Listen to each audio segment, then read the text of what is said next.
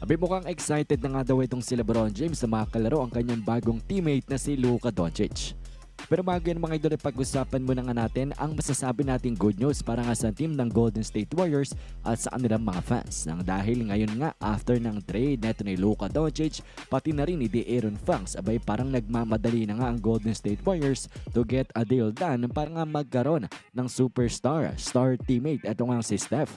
At ito pakinggan natin ang mga sinabi ni Shams Charania patungkol nga sa ginagawa ng Golden State. The Warriors are legitimately calling about every all-star player. You just name the all-star player. The Warriors have probably called on him. Paul George, they have called on him. They made calls on every star. And that, of course, includes players like LeBron, players like Kevin Durant, players like Jimmy Butler. And well, it looks like ginagawa ng Golden State Warriors ang kanilang front office ang lahat mga idol para nga magkaroon ng superstar teammate itong si Stephen Curry.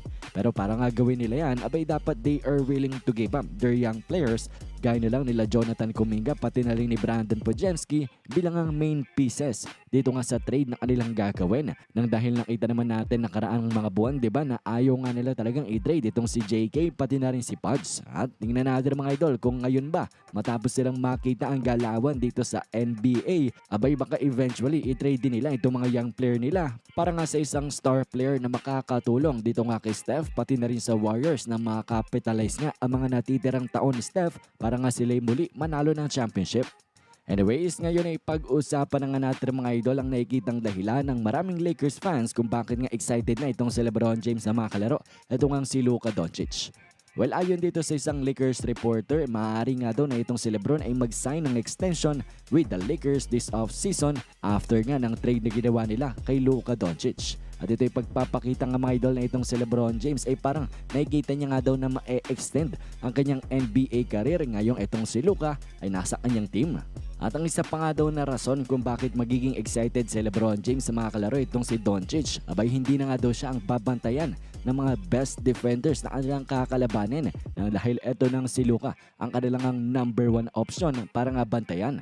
At ang game nga daw at ang floor, ang court para kay LeBron abay parang mag-open up nga daw nang dahil itong si Luka Doncic ay kakampi niya na. Samahan pa yan na talagang bababa na nga daw ang ball handling duties dito ni LeBron James gaya ng kanyang pinapangarap this past few years. Nang dahil meron na nga siya talagang mapagkakatiwalaan, 100% mga idol, maaasahan niya na akuin yung ball handling responsibilities at hindi lang basta-basta akuin. Akuin nga ito tapos maging maganda ang resulta. Kaya nga sabi rin ito ni Dave McMenamin, Lakers reporter, baka nga daw itong addition ni Luka Doncic ay baka mag-extend sa karir ni LeBron James nang dahil ang